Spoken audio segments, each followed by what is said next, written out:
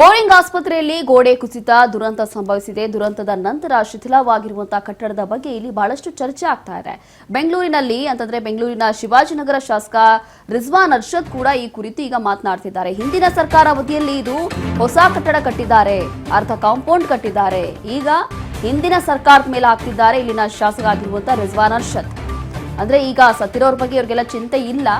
ಸದ್ಯಕ್ಕೆ ನಮ್ಮ ಸರ್ಕಾರದಲ್ಲಿ ಕಟ್ಟಿಲ್ಲ ಆ ಒಂದು ಗೋಡೆನ ಅಂತ ಹೇಳಿ ಹಿಂದಿನ ಸರ್ಕಾರದ ಅವಧಿ ಮೇಲೆ ಹಾಕ್ತಿದ್ದಾರೆ. ಈಗ ಅರ್ಧ ಕಾಂಪೌಂಡ್ ಕಟ್ಟಿದ್ರು, ಅರ್ಧ ಹಾಗೆ ಬಿಟ್ಟಿದ್ರು.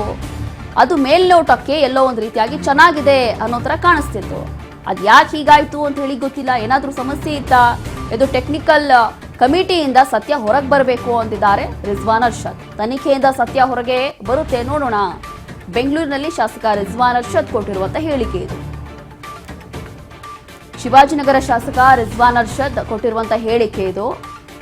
ಹಿಂದಿನ ಸರ್ಕಾರದಲ್ಲಿ ಅರ್ಧಂಬರ್ಧ ಗೋಡೆನ ಕಟ್ಟಿಬಿಟ್ಬಿಟ್ಟಿದ್ರು, ಹಾಗಾಗಿ ಈ ಪರಿಸ್ಥಿತಿ ಆಗಿದೆ ಅಂತ ಹೇಳಿ ಈಗ ರಿಜ್ವಾನ್ ಅರ್ಷದ್ ಹೇಳಿಕೆಯನ್ನ ಕೊಟ್ಟಿದ್ದಾರೆ.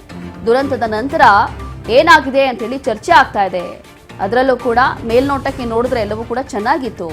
ಇವಾಗ ಯಾಕೆ ಹೀಗಾಯ್ತು? ಇದು ಟೆಕ್ನಿಕಲ್ ಕಮಿಟಿಯಿಂದ ಸತ್ಯ ಹೊರಗೆ ಬರಬೇಕು, ನೋಡೋಣ. ತನಿಖೆಯಲ್ಲಿ ಏನೆಲ್ಲ ಗೊತ್ತಾಗುತ್ತೆ ಅಂತ ಹೇಳಿದ್ದಾರೆ ಈಗ ರಿಜ್ವಾನ್ ಅರ್ಷದ್. ಬೆಂಗಳೂರಿನಲ್ಲಿ ಇವತ್ತು ರಿಜ್ವಾನ್ ಅರ್ಷದ್ ಮಾತನಾಡಿದ್ದಾರೆ.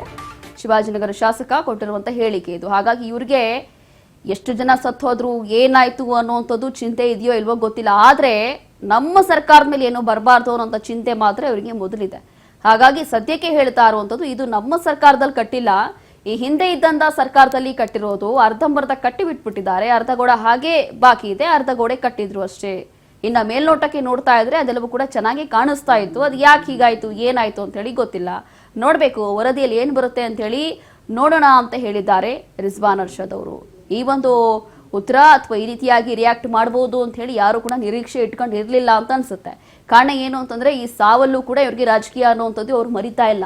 ಹೇಗೆ ರಾಜಕೀಯ ನಾಯಕರ ಈ ಒಂದು ಬುದ್ಧಿ ಈಗ ಮತ್ತೊಮ್ಮೆ ತೋರಿಸ್ತಾ ಇದ್ದಾರೆ ನೋಡಿ. ಈಗ ಇದರಲ್ಲೂ ಕೂಡ ರಾಜಕೀಯ ಅನ್ನುವಂಥದ್ದು ತೋರಿಸ್ತಾ ಇದ್ದಾರೆ. ಇದು ನಮ್ಮ ಸರ್ಕಾರದಲ್ಲಿ ಆಗಿಲ್ಲ, ಇದು ಹಿಂದಿನ ಸರ್ಕಾರದ ಅವಧಿಯಲ್ಲಿ ಆಗಿರುವಂತ ಗೋಡೆ, ನಾವೇನು ಇದಕ್ಕೆ ಮಾಡಿಲ್ಲ ಅಂತೇಳಿ ಈಗ ರಿಜ್ವಾನ್ ಅರ್ಷದ್ ಈ ರೀತಿಯಾಗಿ ಮೊದಲನೇದಾಗಿ ಸ್ಥಳಕ್ಕೆ ಭೇಟಿ ಕೊಟ್ಟಿದ್ದಾರೆ. ನಿನ್ನೆನೆ ಅವರು ಸ್ಥಳಕ್ಕೆ ಭೇಟಿ ಕೊಟ್ಟು ಪರಿಶೀಲನೆ ಮಾಡಿದ್ದಾರೆ, ಏನಾಗಿದೆ ಅಂತ ಹೇಳಿ ಚೆಕ್ ಮಾಡಿದ್ದಾರೆ. ಅದಾದ ನಂತರ ಈ ರೀತಿಯಾಗಿ ಹೇಳಿಕೆಯನ್ನು ಕೊಟ್ಟಿದ್ದಾರೆ.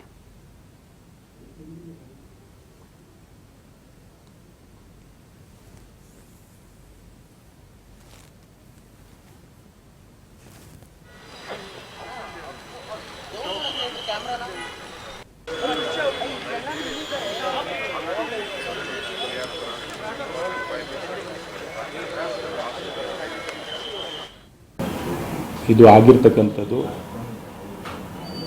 ನಮಗೆ ಇವತ್ತು ಕೂಡ ನಾವು ಶಾಕಲ್ಲಿದ್ದೇವೆ.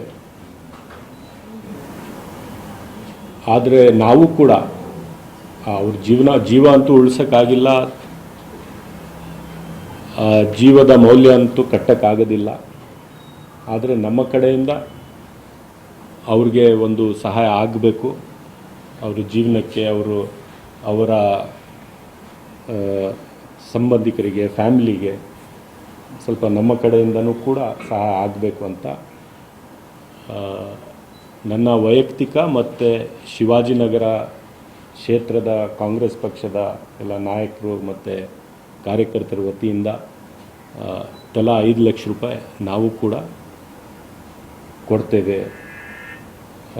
ಅವರ ದುಃಖದಲ್ಲಿ ನಾವು ಕೂಡ ಭಾಗಿಯಾಗಿದ್ದೇವೆ. ಇಂಥ ಪರಿಸ್ಥಿತಿ ಯಾರಿಗೂ ಕೂಡ, ಯಾರ ಜೀವನದಲ್ಲೂ ಕೂಡ ಇಂಥ ಪರಿಸ್ಥಿತಿ ಬರಬಾರ್ದು ಅಂತ ದೇವರಲ್ಲಿ ಕೇಳ್ಕೊತೇವೆ. ರಾಜ್ಯ ಸರ್ಕಾರದ 5 ಲಕ್ಷ, ಬಹುಶಃ ಪ್ರಧಾನಮಂತ್ರಿಗಳು ಕೂಡ ತಲಾ 2 ಲಕ್ಷ ಅವರು ಕೂಡ ಘೋಷಣೆ ಮಾಡಿದ್ದಾರೆ. ಪ್ರಧಾನಮಂತ್ರಿಗಳು ನನಗೆ ತಿಳಿದು ಬಂದಿರತಕ್ಕಂಥದ್ದು, ಅಧಿಕೃತವಾಗಿ ಗೊತ್ತಿಲ್ಲ. ನಮ್ಮ ಕಡೆಯಿಂದ 5 ಲಕ್ಷ ರೂಪಾಯಿ ನಾವು ಕೂಡ ಕೊಡ್ತೀವಿ. ಮತ್ತು ಬೇರೆ ಬೆಂಗಳೂರು ನಗರದ ಜನರಿಗೆ ಯಾರು ಅವ್ರಿಗೆ ಸಹಾಯ ಮಾಡಬೇಕು ಅಂತ ಅವ್ರ ಮನಸ್ಸಿಗೆ ಬರುತ್ತೆ, ಅವರು ಕೂಡ ಸಹಾಯ ಮಾಡಬೇಕು ಅಂತ ನಾನು ಕೇಳ್ಕೊತೇನೆ. ಸಮಾಜದಲ್ಲಿ ಕಷ್ಟ ಬಂದಾಗ ಒಂದಕ್ಕೊಂದು ಕೈ ಹಿಡಿಬೇಕಂತ, ಒಂದಕ್ಕೊಂದು ಸಹಾಯ ಮಾಡ್ತಕ್ಕಂಥ ಜವಾಬ್ದಾರಿ